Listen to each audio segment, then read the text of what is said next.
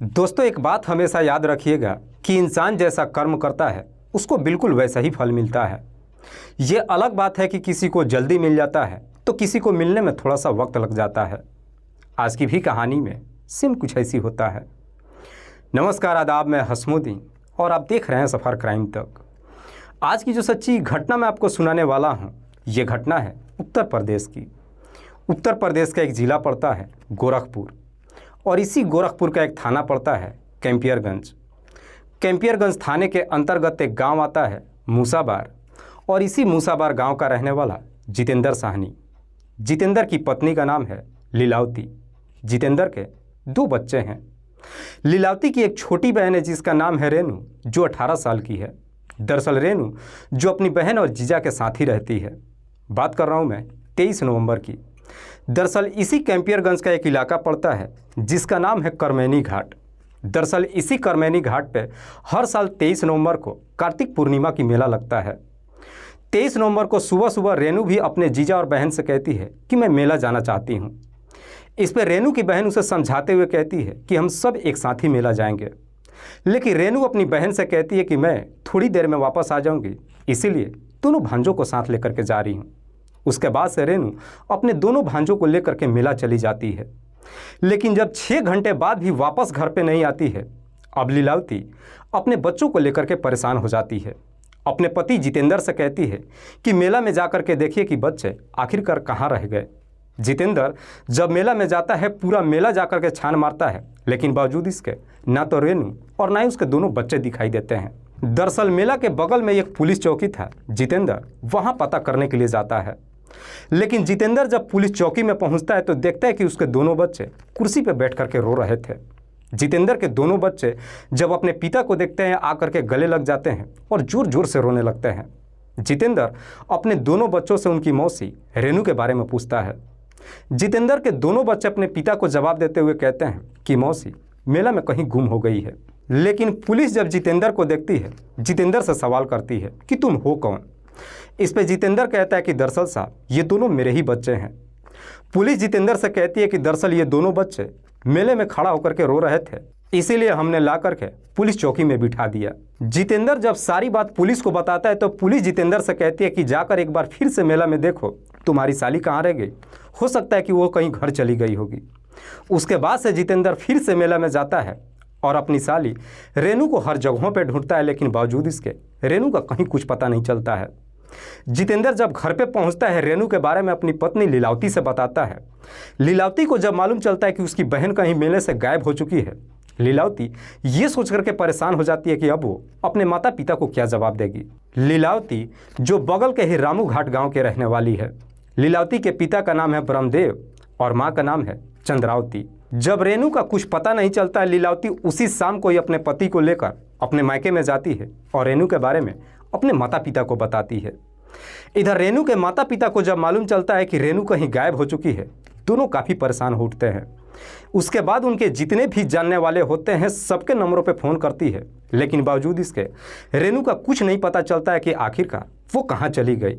2 दिन का समय गुजर जाता है। आखिरकार 2 दिनों बाद 25 तारीख को चंद्रावती अपने दामाद जितेंद्र को लेकर इसी कैंपियरगंज थाने में जाती है और अपनी बेटी की गुमशुदगी का रिपोर्ट दर्ज करा देती है। रिपोर्ट दर्ज होने के बाद से पुलिस भी रेनू को हर जगहों पर ढूंढती है।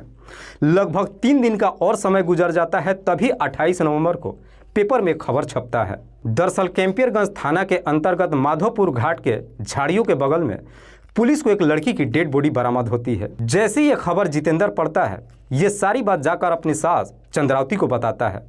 उसके बाद से चंद्रावती अपने दामाद को लेकर थाने में जाती है और पुलिस वालों से कहती है कि जो आप लोगों को लड़की का डेड बॉडी बरामद हुआ है, दरअसल हम उसे देखना चाहते हैं। पुलिस जब उस डेड बॉडी को चंद्रावती और उसके दामाद जितेंद्र को दिखाती है, दोनों देख करके उस डेड बॉडी का शिनाख्त कर लेते हैं। दरअसल चंद्रावती पुलिस वालों से कहती है कि साहब ये कोई और नहीं बल्कि मेरी ही बेटी रेनू है। जैसे ही रेनू की शिनाख्त हो जाती है, उसके बाद से पुलिस पोस्टमार्टम कराने के बाद रेनू की डेड बॉडी उसके माता पिता के हवाले कर देती है। रेनू के माता पिता भी उसका अंतिम संस्कार कर देते हैं। उसके बाद से चंद्रावती अपने दामाद और बेटी को लेकर 30 तारीख को इसी कैंपियरगंज थाने में जाती है और रेनू की हत्या का नामजद मुकदमा दर्ज कराती है। दरअसल चंद्रावती अपने ही पड़ोस के 2 लोगों के नाम पर नामजद मुकदमा दर्ज कराती है, जिनमें से एक का नाम है राम सजन और दूसरा उसी का बेटा है ज्ञानेंद्र। राम सजन जो रेलवे में नौकरी करता है तो वहीं उसका बेटा ज्ञानेंद्र एक फौजी है। दोनों के नाम पर जब नामजद मुकदमा दर्ज कराती है, पुलिस इसकी वजह पूछताछ करती है।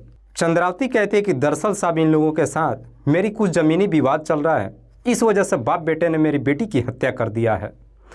पुलिस जब नामजद मुकदमा दर्ज कर लेती है, पुलिस अब इन दोनों को गिरफ्तार करने के लिए इनके घर पे जाती है तो मालूम चलता है कि दोनों ही अपने घर पे मौजूद नहीं है।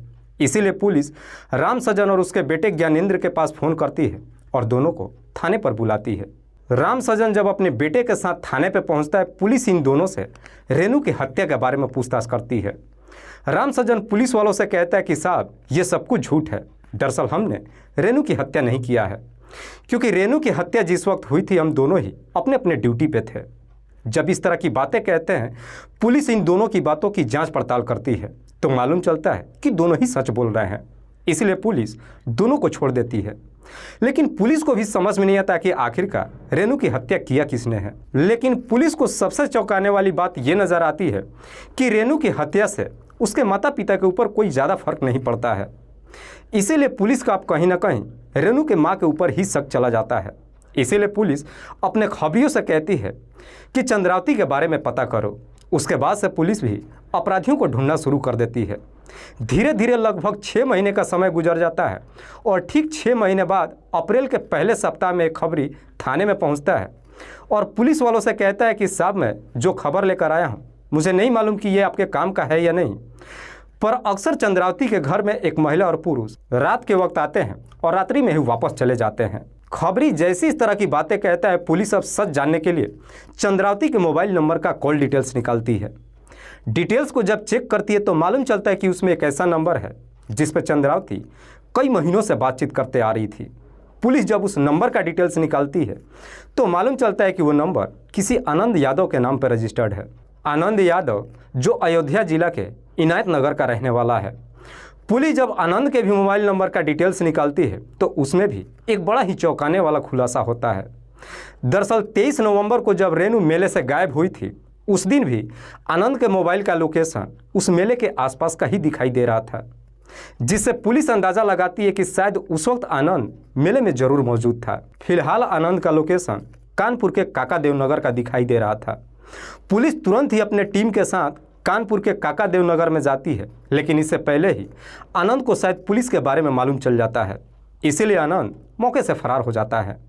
उसके बाद से पुलिस और आनंद के बीच में चूहे और बिल्ली का खेल शुरू हो जाता है। दरअसल आनंद अक्सर अपना मोबाइल स्विच ऑफ ही रखता है, जिसकी वजह से पुलिस जाकर भी आनंद के पास नहीं पहुंच पाती है। लेकिन आखिरकार 14 मई को आनंद का मोबाइल का लोकेशन फिर से पुलिस को मिल जाता है। दरअसल उस वक्त आनंद का लोकेशन इसी कैंपियरगंज के रेलवे स्टेशन का दिखाई दे रहा था। पुलिस फौरन अपने टीम के साथ रेलवे स्टेशन पर पहुंचती है। लेकिन पुलिस जब रेलवे स्टेशन पर पहुंचती है तो वहां का नज़ारा देख खुद पुलिस भी चौंक जाती है। दरअसल रेलवे स्टेशन पर पुलिस को रेनू दिखाई देती है। रेनू को देखकर पुलिस भी एकदम से चौंक जाती है, क्योंकि रेनू के साथ में एक व्यक्ति भी मौजूद था। पुलिस दोनों को अपने कस्टडी में लेकर थाने में पहुंच जाती है और फिर रेनू से उस व्यक्ति के बारे में पूछती है। रेनू कहती है कि साहब ये मेरा पति है, जिसका नाम है आनंद यादव। पुलिस सबसे पहले रेनू से सवाल करती है कि करीब 6 महीने पहले जब तुम्हारी हत्या हो गई है तो तुम जिंदा कैसे हो। पुलिस रेनू से सवाल करती है कि तुम जिंदा हो तो 6 महीने पहले मरने वाली वो लड़की कौन थी। रेनू जब इस हत्या की पूरी कहानी बताती है तो वाकई में इसे सुनने के बाद खुद पुलिस भी एकदम से चौंक जाती है। दरअसल इस कहानी की शुरुआत होती है घटना से ठीक लगभग 3 साल पहले। रेनू के पिता का नाम है ब्रह्मदेव, जो 3 साल पहले इसी कानपुर के काका देवनगर में अपने पूरे परिवार के साथ रहते थे और वहीं पे एक प्राइवेट कंपनी में नौकरी करते थे। ब्रह्मदेव के टोटल 3 बच्चे हैं, जिसमें 2 बेटियां और एक बेटा। बड़ी बेटी का नाम लीलावती, दूसरा बेटा सुनील और सबसे छोटी बेटी रेनू। लीलावती और सुनील की शादी भी कर चुके हैं। सुनील भी अपने परिवार के साथ कानपुर में ही रहता है। ब्रह्मदेव जहां अपने परिवार के साथ रहता है, उसी के बगल में आनंद यादव भी रहता था। दरअसल आनंद और सुनील के बीच में गहरी दोस्ती होती है, इसीलिए अक्सर आनंद सुनील के घर भी आते जाते रहता है। लेकिन बार बार जब उसके घर पे आना जाना शुरू करता है, आखिरकार आनंद और रेनू के बीच में प्रेम प्रसंग शुरू हो जाता है। आनंद और रेनू के बीच में जब प्रेम प्रसंग शुरू होता है उसके बाद से आनंद रेनू को एक मोबाइल खरीद कर दे देता है। दोनों एक दूसरे से बातचीत ही नहीं करते हैं, बल्कि दोनों अक्सर एक दूसरे से मुलाकात भी करते हैं। पर जैसे ही कुछ महीने का समय गुजरता है, एक दिन इस बात की जानकारी रेनू के माता पिता को मालूम चल जाता है। जैसे ही दोनों को मालूम चलता है कि उसकी बेटी का बगल के ही आनंद के साथ में प्रेम प्रसंग चल रहा है, इस बात से काफ़ी नाराज़ हो जाते हैं। अपनी बेटी को काफ़ी समझाने की भी कोशिश करते हैं, लेकिन बावजूद इसके रेनू अपने माता पिता की बात नहीं मानती है और अक्सर आनंद से मुलाकात करते रहती है। इस तरह के कदम जब उठाना शुरू करती है, इधर रेनू के माता पिता काफ़ी परेशान हो जाते हैं। सोच में पड़ जाते हैं कि अगर बेटी के साथ कहीं ऊंच नीच हो गई तो फिर वो समाज में किसी को मुंह नहीं दिखा पाएंगे। अपनी तमाम कोशिश कर लेते हैं। रेनू जब उनकी बात नहीं मानती है, आखिरकार एक फैसला लेते हैं और अपनी बेटी को लेकर हमेशा के लिए गोरखपुर अपने पैतृक गांव चले आते हैं। गांव पर जब पहुंचते हैं, चंद्रावती अपनी बेटी को अपनी बड़ी बेटी लीलावती के पास भेज देती है, ये सोच करके कि रेनू जब अपनी बहन के पास जाएगी वहां पे जाकर आनंद को भूल जाएगी। लेकिन रेनू जब अपनी बहन के पास जाती है, इसके बावजूद भी आनंद से बातचीत करना बंद नहीं करती है। दरअसल इधर आनंद का भी वही हाल होता है। आनंद और रेनू दोनों एक साथ अपनी ज़िंदगी बिताने का फैसला कर चुके थे। इसीलिए अब रेनू एक दिन जब आनंद से बातचीत करती है, कहती है कि मुझे कैसे भी करके यहाँ से मुझे दूर ले जाओ। जब घर छोड़कर भागने की बात कहती है, आनंद भी उसे समझाते हुए कहता है कि तुम घबराओ मत, हम दोनों को कोई अलग नहीं कर सकता है। उसके बाद से रेनू एक सही मौके का इंतजार करने लगती है। 23 नवंबर को जब उसके इलाके में मेला लगता है, उससे पहले ही रेनू आनंद के नंबर पर फ़ोन करती है और अपने पूरे प्लान के बारे में बताती है। कहती है कि मैं मेला में घूमने जाऊंगी, तुम वहीं पे पहुंच जा और फिर हम वहीं से फरार हो जाएंगे। होता भी बिल्कुल वैसा ही है। रेनू जब मेला में जाती है, उससे पहले ही आनंद कानपुर से चल करके गोरखपुर में पहुंच जाता है। मेला में जब जाती है, आनंद मेले में ही रेनू से मुलाकात करता है। जब मुलाकात होती है, उसके बाद से रेनू अपने दोनों भांजों को थोड़ी देर तक मेला घुमाती है और फिर उन्हें कुछ खाने के लिए चीज़ें दे देती है और मेले में ही छोड़कर आनंद के साथ फरार हो जाती है। उसके बाद से आनंद रेनू को लेकर फिर से कानपुर शहर में चला जाता है और 2 दिन के बाद मंदिर में जाकर शादी कर लेते हैं। और फिर तीसरे दिन रेनू खुद आनंद के मोबाइल से अपनी माँ के नंबर पर फ़ोन करती है और उससे कहती है कि मैं आनंद के साथ सही सलामत हूँ और हमने शादी कर लिया है। शादी की बात कहती है, इससे पहले ही चंद्रावती थाने में जाकर अपनी बेटी की गुमशुदगी का रिपोर्ट दर्ज करा चुकी थी। चंद्रावती को जब मालूम चलता है कि उसकी बेटी ने भाग करके शादी कर लिया है, वह चाह करके भी कुछ नहीं कर पाती है। चंद्रावती सोच लेती है कि उसकी बेटी अब मर चुकी है। लेकिन जैसे ही 28 तारीख को एक लड़की की मौत की खबर पेपर में छपती है, इधर चंद्रावती के दामाद जब आकर ये सारी बातें उससे कहता है, चंद्रावती के दिमाग में एक आइडिया क्रिएट होता है। दरअसल चंद्रावती के उसी के पड़ोस के रहने वाला राम सजन के साथ में जमीनी विवाद चल रहा था। चंद्रावती अपने दामाद और बेटी को लेकर थाने में जाती है और रेनू की हत्या का मुकदमा राम सजन और उसके बेटे पे कर देती है। चंद्रावती ये सोचती है कि राम सजन परेशान हो जाएगा, उसके बाद राम सजन से भी कुछ पैसे ऐंठ लेगी। लेकिन चंद्रावती का ये गेम फेल हो जाता है। दरअसल बार बार इधर रेनू अपने पति के साथ रात्रि के वक्त अपनी माँ से मिलने के लिए आती है और बीच में रात्रि के वक्त ही घर से निकल जाती है, क्योंकि रेनू को भी मालूम चल चुका था कि उसके माँ ने थाने में जाकर नामजद मुकदमा दर्ज करा दिया है। लेकिन 14 मई को जैसे ही कैंपियरगंज रेलवे स्टेशन पर पहुँचते हैं, आनंद अपना मोबाइल ऑन करता है रेनू के माँ को फ़ोन करने के लिए। पर जैसे ही मोबाइल ऑन करता है, उसका लोकेशन पुलिस को मिल जाती है। वाकई में रेनू जब ये पूरी कहानी पुलिस को बताती है, पुलिस रेनू के तहरीर पर उसकी माँ चंद्रावती, उसके जीजा जितेंद्र और बहन लीलावती, इन तीनों को भी अपने कस्टडी में लेकर आती है। फिलहाल पुलिस ने इन 5 आरोपियों को अपने कस्टडी में लेकर इन पे गंभीर धारा में मुकदमा दर्ज करके जेल भेज दिया है। लेकिन पुलिस के सामने अब ये सवाल खड़ा हो जाता है कि आखिरकार वो मरने वाली लड़की कौन थी। पुलिस अब इस केस में जांच पड़ताल तो कर रही है, लेकिन असली अपराधी का कुछ पता नहीं चल रहा है। देखने वाली बात है कि आखिरकार पुलिस असली अपराधियों तक कब तक पहुंचती है और आखिरकार इस केस का खुलासा कब होता है। दोस्तों, इस पूरी घटना के बारे में आप क्या सोचते हैं? आप अपनी राय हमें कमेंट बॉक्स में ज़रूर दीजिएगा।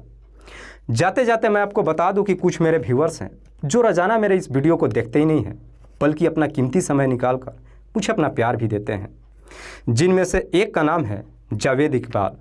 जावेद इकबाल जो जमुई बिहार प्रदेश के रहने वाले हैं। दूसरे मेरे व्यूअर है राज बहादुर प्रजापति। राज बहादुर प्रजापति जो रायबरेली उत्तर प्रदेश के रहने वाले हैं। तीसरे मेरे व्यूअर है अनिल कुमार। अनिल कुमार जो गोरखपुर उत्तर प्रदेश के रहने वाले हैं। चौथे मेरे व्यूअर है सिराजुल हक। सिराजुल हक जो प्रतापगढ़ उत्तर प्रदेश के रहने वाले हैं। लास्ट मेरे व्यूअर हैं पिंटू शर्मा। पिंटू शर्मा जो कोलकाता के रहने वाले हैं। मैं अब तमाम व्यूअर्स को तहे दिल से शुक्रिया अदा करता हूं। कल फिर मिलते हैं एक और नई सच्ची घटना के साथ।